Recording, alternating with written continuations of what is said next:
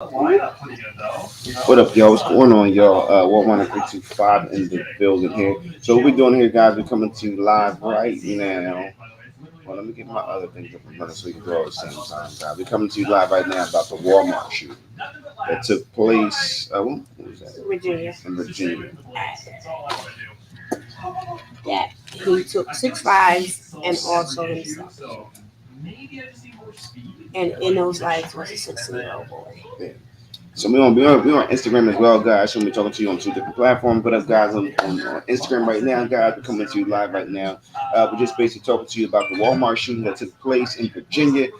6 people got killed, and he killed himself in the same place. We want to know what you guys think about that.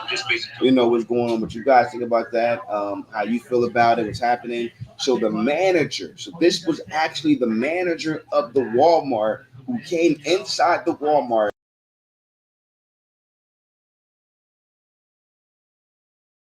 So that's what he did. The Walmart guy, he came inside. The manager of the Walmart in Virginia came inside the Walmart and start shooting people. And a lot of the people at first they thought it was a drill because it was a manager who was shooting people. But later on, they can start to see people fall and see people starting to bleed. They can feel the vibration of the bullets. And as time went on, they really started to notice for a fact that this was actually a real shooting. Now, right now, as of right now, I don't know the exact reason why he was doing it, but there is some witnesses that did testify that he was at one point laughing as if it was funny. And this is something that's crazy. I don't understand what's going through his mind. Now, also on his phone, what he did on his phone, guys, is he left a death note on his phone, basically saying why he did what he did and what's going on. The news or anybody, they didn't give us that information. They didn't read it to us. They didn't tell exactly why he did it and what the death note said and why he said what he did. But there's one thing that he did that was a little that showed that he wasn't completely insane. It was one woman. One woman was her name. Jesse. One woman named Jessie. She's a Caucasian woman. She's a one woman. She's a white lady. That was Jessie, and she actually had the gun pointed to her head at one time, at 1 second, and then he told her, Jessie, get out of here and go home. So he told Jessie to go home, but he didn't. He didn't give everybody else a chance. He still took everybody else up out of here. He was shooting and doing what he's doing. So basically, I want to know what you guys think about that. How do you guys feel about that Walmart shooting that went down in Virginia? What's happening? So we're coming to you live right now on two different platforms. We're coming to you live on a platform Instagram, and we're also coming to you on a platform on YouTube Live. Um, Either one, if you want to join, all you got to do is hit the link, hit the request, or you can also join by the link that's typed in the chat on YouTube. You can join. You don't have to show your face. mhm. You can just cam up and keep your camera off like that is done, like this one. The camera's off. You can keep the camera off, or you can just get in the comments and we'll read your comments and we'll react and we'll talk to you And let us from know your what you think. comments Let us and know let what you you think know what about you that. think about it. About that thing. So what we want to do Hold on is 1 second, guys. 1 second. I'm gonna pause you on 1 second. It's gonna pause you for 1 second. you're getting a phone. I'm using from here. Hold on, you guys. I gotta mute you. We gotta make a phone call. No. I'm gonna just use from here.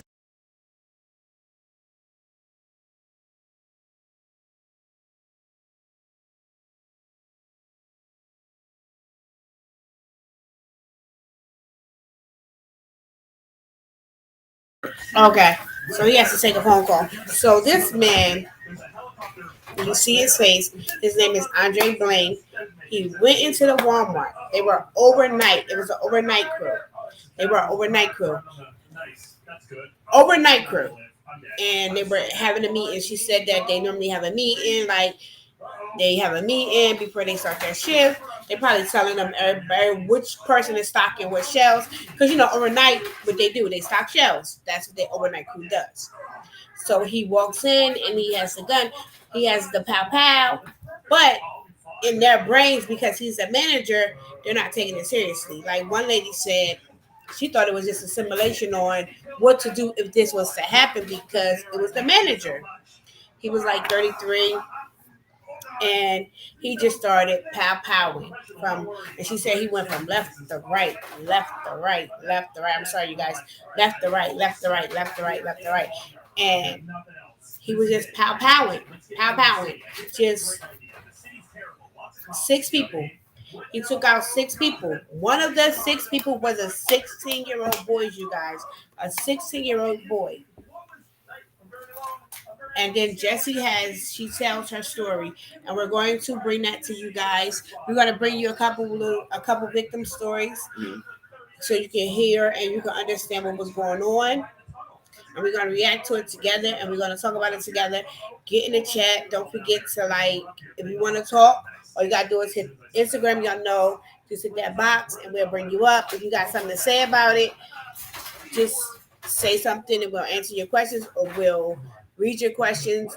Same as YouTube, you can come on in the room. You don't have the cam up. You can keep your camera off, and or if you don't want to do that, you can also put it in the chat.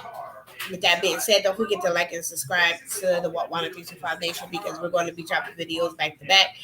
And with that being said, let's get into this video real quick.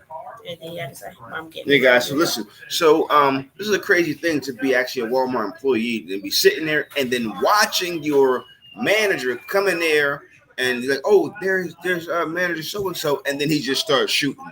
That's a crazy thing to be actually seeing him shooting. And Jessie, from her point of view, she said that she didn't think it was real. And she thought that maybe it was a drill and that they was just doing some type of drill and they were doing some type of training session until she starts seeing people getting shot and starts seeing blood and start feeling vibration of the bullets and things of that nature. Then she changed. Hold on, you guys.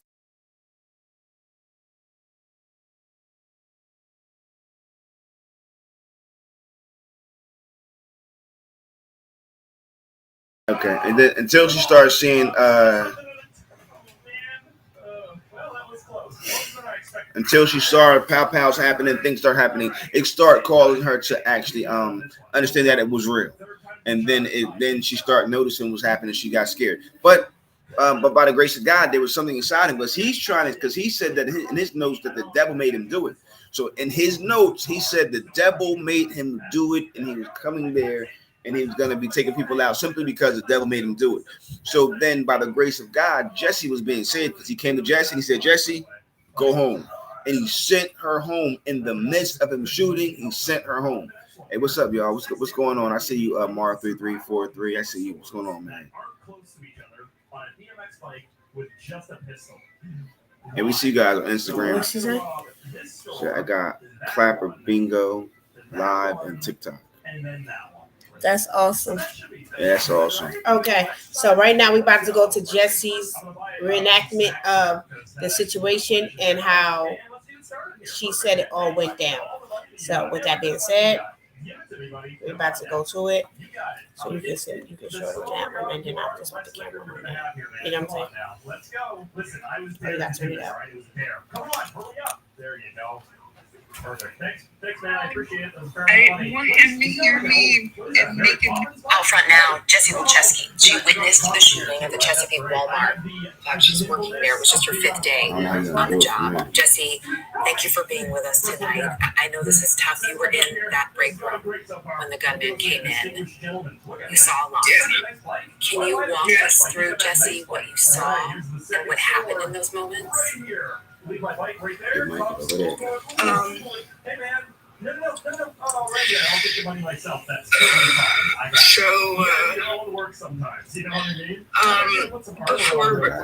every shift, we have a meeting, break room, right at 10 o'clock, and everybody was in there, and the meeting just started, and all of a sudden, I look straight instead of looking off where the other guy was talking, and the other team lead is the doorway, and contains like that. And at first, it didn't even look real. It didn't register as real. The only thing that made it real was the vibrations hitting your chest and the ringing from the gun going off. And it just kept going and going. going. And I got under the table, and he left the room and went left down the hallway. And I was looking at my other coworkers around me, floor, and he made over in the chair. I didn't want to be loud. I didn't want him to hear me and make him mad, to make him come back, because I don't even know where he went. And I didn't leave. I stayed. I couldn't. Like you really can tell that she's it was traumatic, and that it was a it was devastating. I hope that Walmart is giving her counseling, and she's if you listen to her, she's only been on a job 5 days, and this is what she walks into. Couldn't. I wouldn't want to be left alone, even if they weren't there, or if they were there. I don't even know. I tried really hard not to look, and the sound of the droplets, it replays and replays and replays of how much blood was coming off the different chairs. It was making a rhythm, and it was one of the most disturbing things. I think we'll never let go of that. I mean, it's understandable. It's so you're under the table then for safety. You talk about feeling the bullets as the shots rang out, feeling that in your chest, hearing the blood from your coworkers, watching them in those moments. As I understand it, the shooter did look at you at one point and basically at the very end, I was hiding underneath the table, and he told me to come out, and I had my bag, and I put my bag out first as like a please, I don't have anything, you see my hands type thing. I slid out from out underneath of the table, and I'm shaking, and I probably looked like a chihuahua at that point, and he just had the gun up to my forehead, and it's just really hard. Did he say anything to you in that moment, Jesse? He told me to go home. And he took the gun away from my forehead, and he was aiming it at the ceiling, and he said, Jesse, go home. Sorry, you guys. So you see that she got that was Grace. That was Grace. He was on a rampage to take as many people away as possible, and then Jesse comes and he says, "Jesse, go home." So you know that sometimes you gotta understand that that there are moments and pivotal moments in your life where this is a pivotal moment in Jesse's life because God saved her. Of course, you see she's moved to God moved her. She wasn't removed from life. God saved her and gave her grace sent her home. But it's a very very crazy thing to go through the mind of someone to have the thought process that you're gonna come inside the Walmart and you're gonna shoot and kill as many people as you possibly can to go inside the Walmart and do that, to take lives. Just that, just them, and he's and the way they were explaining it, that he's just waving the gun back and forth, back and forth, back and forth. So he's not really shooting at any particular person. He's just trying to actually take out as many people as he possibly can. So he's really under this influence and been influenced by something. When he says that the devil's influencing him, there is really something influencing this man. Because this is not a normal thought process that will come from the ordinary average thought process of a man. There is something that's been built up in the thought process of this man that gives him the courage and the motivation and the mobility to walk inside of a Walmart people That he manages. That he's the manager of a Walmart, and start shooting people in their meeting. and just start taking people out. That is the most insane thing ever to start. See, this world is coming to a very, very crazy place where people will do this type of thing, where people will actually just get in their mind they're gonna do this and nothing's gonna stop them from doing it, and they get it in their mind. It's planted in their subconscious, it's been in their conscious level, and now it becomes their philosophy to go out and just take someone's life. But he's taken multiple lives. He's taken multiple lives in this thing for whatever's happening, and I don't know why. We don't know. We don't really know why yet. Ready? He got up real slow. Closer. And I tried not to look at everybody on the ground or even look.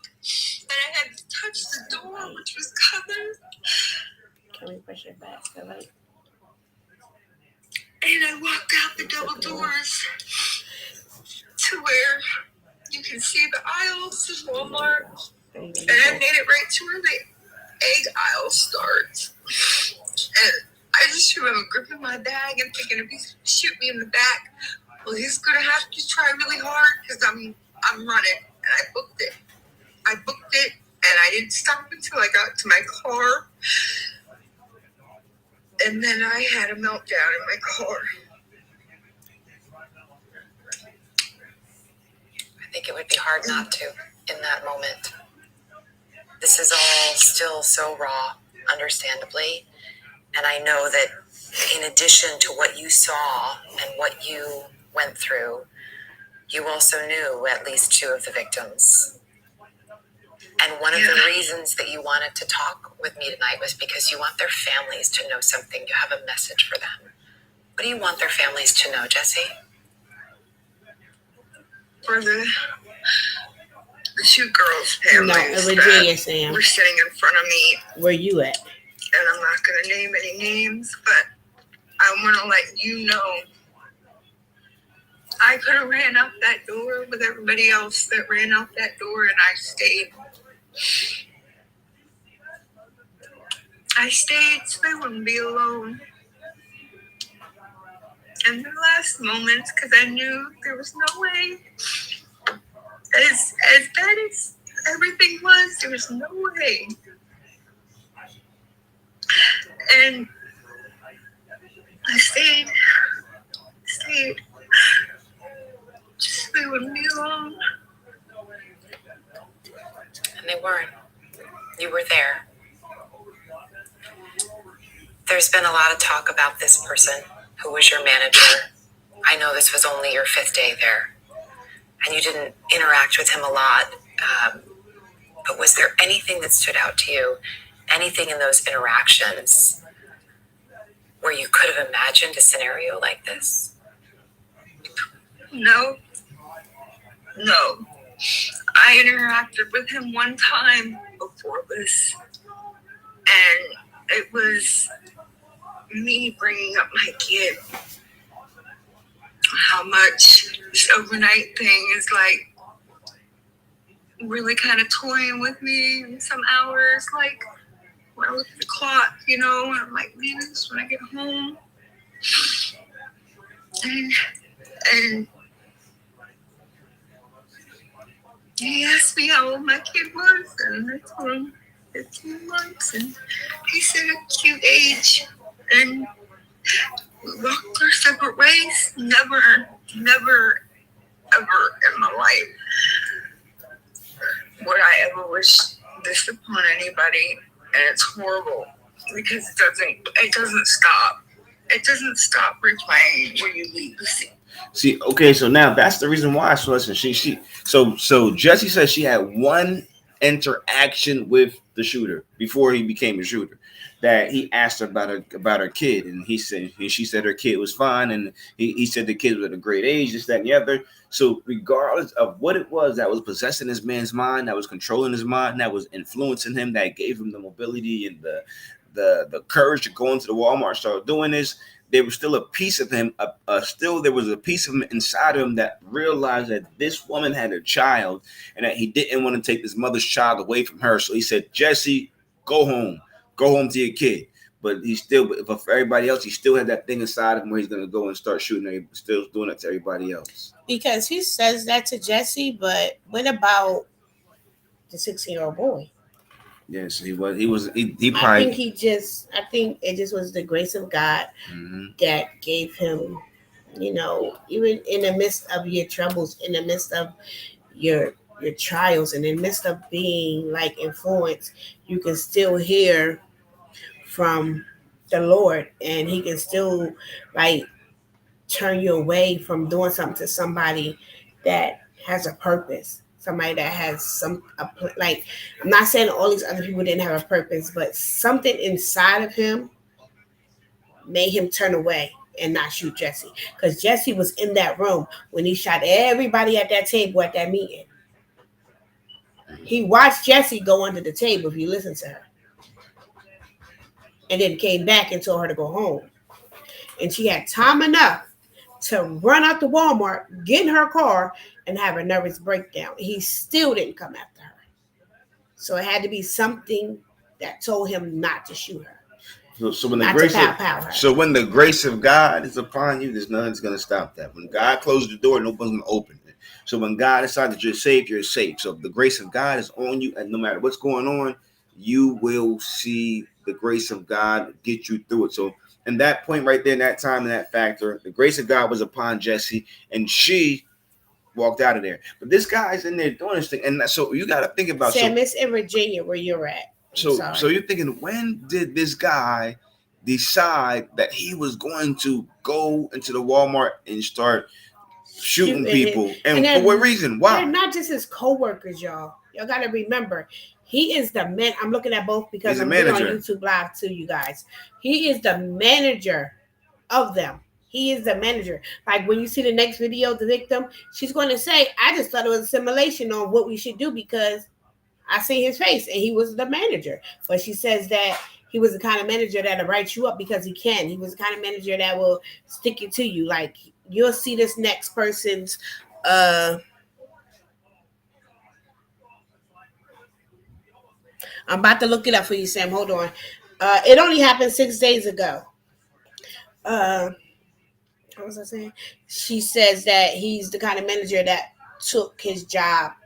Like he just did it like in the like everybody's supposed to take their job and have pride in it, but he was like forcefully. They always warned her about this manager, so she'll tell you about that when you hear about her. But Faith Johnson, hey, we miss you. But let's get back into the video. It doesn't stop hurting as much. It doesn't stop. You're good. And Long it as I can sucks see you. because you really want it to. You just want that little bit of that you had before all this. You want it to never have Hey, happened. Ian. And it's hard. Jesse, I'm so sorry that this is why we're speaking and that this is what you're going through. And I hope that you are surrounded with those who can help you in these moments. How else to help? How else I could help? How else I could change anything? Don't blame I yourself. don't know why you let me go. And yes, it bothered me really, really bad. She has to I get don't her know why out. you did what She you has to did. get that out of her mind because she'll go into depression with Because that. I could have sworn I was a goner.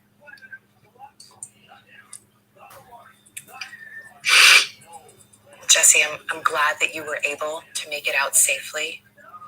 I hope that you staying with your coworkers brings those families some comfort in knowing that they were not alone, that you wanted to make sure that they were not alone in those moments.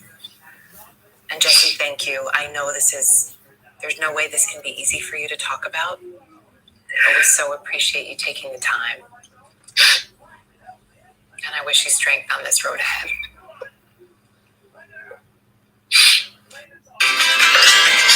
Yeah, Jesse's different. She said that when the shooting started, she stayed in there purposely with her coworkers, and now I don't. Now she's one of the few because I don't know a lot of people that would have done that. And and I keep it real with you guys. I'm a strong person, and I look out for people and all of that stuff.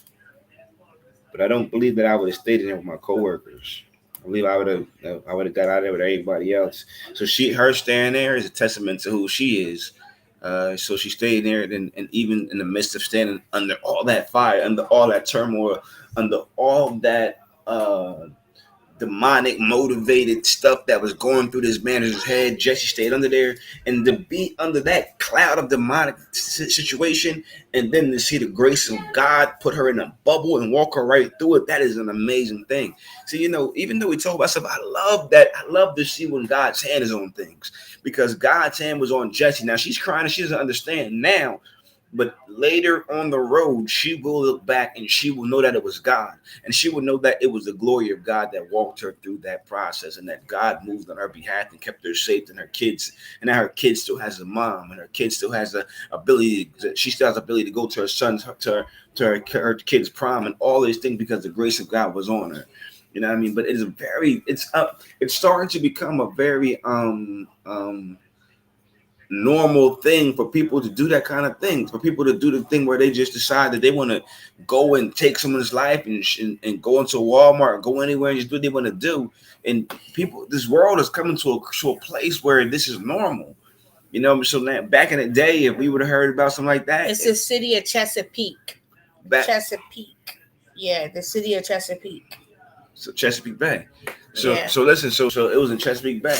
So listen. Sam X. So if this would have happened back in the day, people would have been shocked to find out that somebody's car hit the Walmart. People would have been shocked to find out that there was a fight in the Walmart. People would have been shocked to find out that there was an argument in the Walmart. And now when you hear about a shooting, it's a very shocking thing, but it's a normal thing. Because after the school shooting, things start to become normal, and then all this stuff that starts to become normalized. So now the younger generation is coming up in something that is unnormal, and to them it looks normal. To them, when they get mad, they can decide that if I'm going to take my life, I'm going to go do this to everybody else. It becomes normalized. The world is normalizing this type of behavior, when this type of behavior is far, far, far from normal. But now the world is normalizing it. So whenever they get mad, whenever younger people or old people get mad, this is the normal thing to do. I'm gonna go and I'm gonna do this, but they're gonna find out on the other side that God is right there to make you pay that price what you did. Yeah. The latest from the Walmart shooting story in Chesapeake, Virginia. Local news. Hold on. Sorry, y'all. So this is the note. This is talking about the note that he left on his phone before he did the shooting. So the latest from the Walmart shooting story in Chesapeake, Virginia. Local news Twitter about Chesapeake published a death note that the alleged shooter Andre Bing wrote on his cell phone, asking God for forgiveness and saying he was, quote, harassed by idiots of low intelligence, presumably referring to his fellow employees at the Chesapeake Walmart where he was the manager. He ends the note saying he wishes his parents would have paid closer attention to his social deficits, and that his only wish would be to start over. Officials report that Bing had no previous criminal record and bought the handgun used in the massacre legally. The latest from the Walmart shooting story. So he's talking crazy. He's trying to. So even in the midst of him leaving here, he's trying to talk about put blame on someone else. He's trying to blame other people for what he did.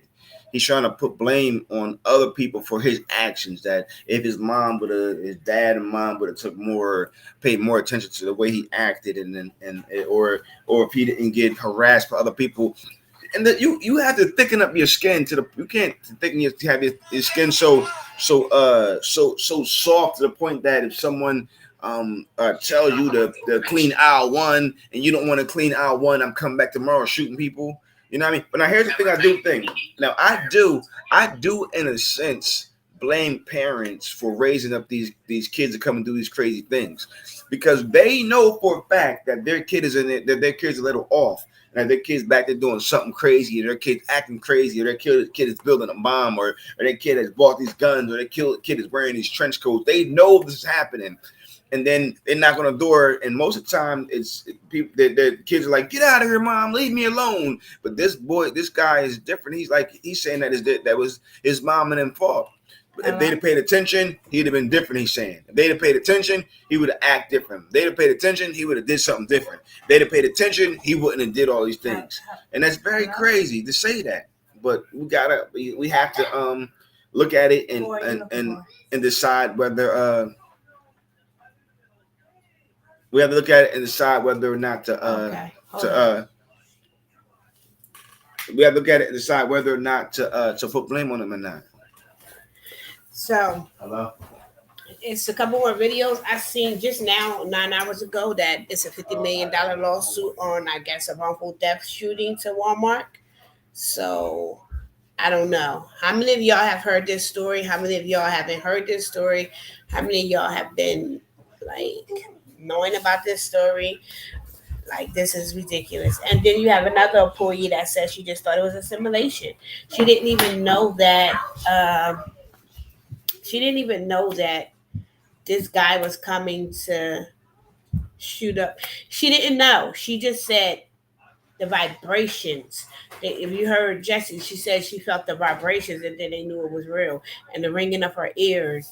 And then when she got on the floor, she says that the dripping of the fluids made a rhythm. And she had to listen to that as she was under the table. That is a devastating thing. So I hope Walmart is getting these people the support they need, the love they need. The pray. I pray for all the victims. I pray for all the families. I pray for everybody that lost someone. I pray for the ones that was in the store that made it out safely. And I just can't express enough. Like 6 days ago, what, like 6 days ago, was that around Thanksgiving? It's just like, it's like, was it? I'm like 6 days ago. I'm thinking in my brain like 6 days ago. What was that? Thanksgiving? Like, Sam, you can tell me what day was that? I don't know. Uh, so it's just like, and it was a 16-year-old boy. It was six people, and then you turned the gun on yourself. Like, and because people was bullying you at the Walmart, and you're 33 years old, like, and that's the only resort you can do. You couldn't put in your papers to transfer to another Walmart. You couldn't put in your papers to get another job.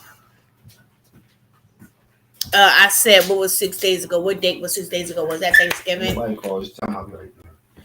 Was that Thanksgiving or not? Like, 6 days ago. Like, was that Thanksgiving Day? Like, what was 6 days ago from today? Was that Thanksgiving? Or was they stocking for Black Friday? This is your phone. You don't answer my understanding. No. So, Instagram guys, we're gonna come right back. We'll be back, you guys. We'll be back in like 20 minutes to finish this video. So please come back. Don't forget to like, comment, and subscribe. If you're not follower on Instagram, what 10325 on Instagram, what 10325 on YouTube. Either or, we're going to be on both all night to maybe like 2 o'clock in the morning, bringing you stories and updates about a lot of things. So with that being said, I'll see y'all in a couple minutes. Peace. We love you. All right, guys.